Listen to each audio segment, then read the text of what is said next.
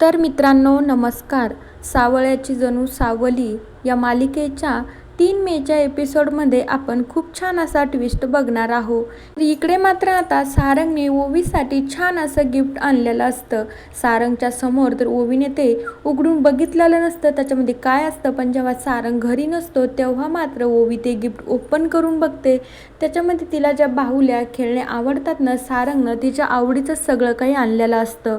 आता ओवी मात्र ते खेळणे बघून खूप खुश झालेली असती. म्हणू लागते, बाबा तू खरंच चांगला आहेस रे, पण कधी कधी तू माझं ऐकत नाही ना, मला तुझा खूप राग येतो.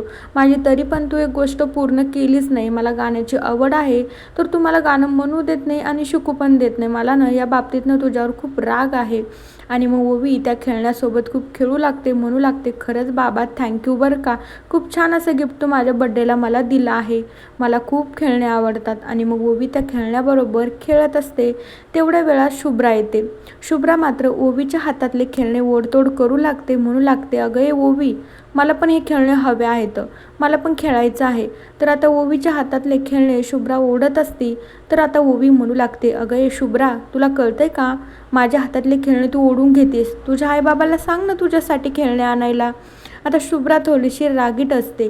त्यानंतर आता ओवी म्हणू लागते, बघ आता माझ्या हातातलं खेळणे तू ओढून घेते, ते जर खाली पडलं आणि तुटलं तर माझ्या बाबाला कसं वाटेल. माझ्या बाबाने ते माझ्यासाठी खेळणे दिले आहेत.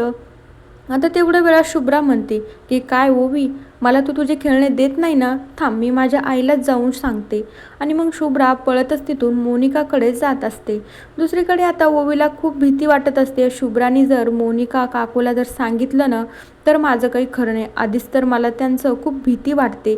ओवी खूप घाबरून जाते. आणि मग त्यानंतर ओवी उठून साईडला येते. म्हणू लागते, अगं शुभ्रा, तुला कोणते खेळणे हवे आहेत ना, सगळे खेळणे तुला घे तू, पण प्लीज मोनिका काकूला काहीही सांगू नको. तरीही शुभ्रा मात्र मोनिकाकडे जातच असते. ओवी खूप घाबरून जाते. तर आता मोनिका शुभ्राला घेऊन ओवीकडे येत असते. शुभ्राला म्हणू लागते, काय माझ्या शुभ्रा बाळाला काय झालं आहे आणि ओवीनं कोणते खेळणे तुला दिले नाही. बरं झालं तू मला सांगितलं, बघ आता मी या ओवीची कशी मज्जा आणते.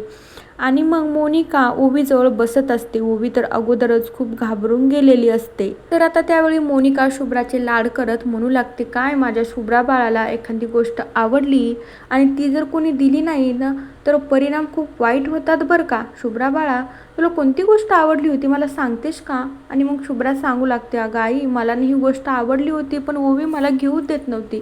ती तिच्या बाबाचं नाव सांगत होती. म्हणत होती की जर खेळणं खाली पडलं आणि तुटलं तर माझा बाबा माझ्यावर रागवेल ना. माझ्या बाबाने आणलं आहेत की आई, तू मलासाठी काहीच आणत नाही. बघ ना गं, ओवीच्या बाबाने तिच्यासाठी किती छान खेळणे, किती छान बाहुल्या आणल्या आहेत. आणि मग मोनिका म्हणू लागते की शुभ्रा बाळा, तुझ्यासाठी तर मी काही पण घेऊ शकते, पण या ओवीने तुला ही बाहुली दिली नाही ना, तर बघ आता तुला जर जी गोष्ट मिळाली नाही ना, त्या गोष्टीचा सोक्ष तर मी लावतच असते.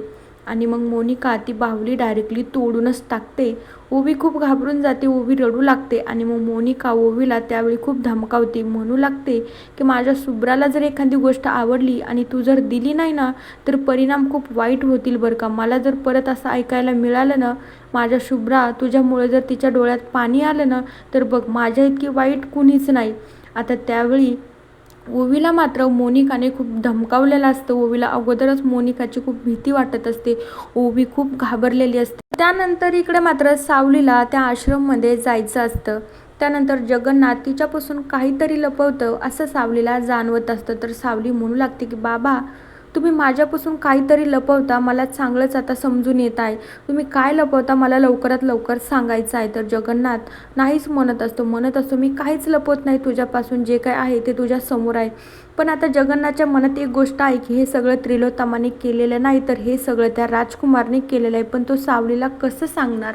त्यानंतर सावली म्हणू लागते, ठीक आहे बाबा, तुम्हाला नाही सांगायचं ना, तर तुमच्या मनात काहीच नसेल.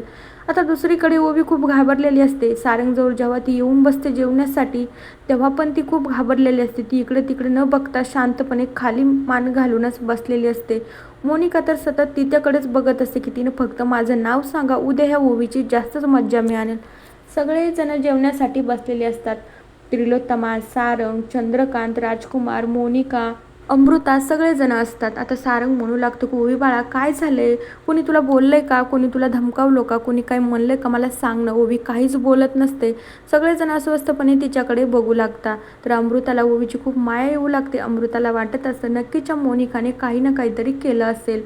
तर आता मोनिका तिथे टेबलवर असलेला चाकू मात्र ओवीला दाखवते. जसं का आपण चाकू पोटामध्ये कसा खूप असतो तशीच ते ॲक्टिंग करून ओवीकडे करते. तर त्यावेळी ओवी खूप मोठ्याने ओरडते आणि मग त्यावेळी सारंगला पण खूप मोठा धक्का बसतो. ओवीला अचानक काय झालंय, पण जे काही कृत्य मोनिकाने केलं ते कुणाला समजलंच नाही. तर मित्रांनो, बघूया आता येणाऱ्या एपिसोडमध्ये आपल्याला काय बघायला मिळतं. मोनिकाचं जे काही खरं आहे ती ओवी सारंगला सांगते की काय, ते नक्की बघूया. तोपर्यंत या मालिकेच्या पुढील भागांच्या अपडेट्ससाठी आपल्या चॅनलला नक्की सबस्क्राईब करा. So bye.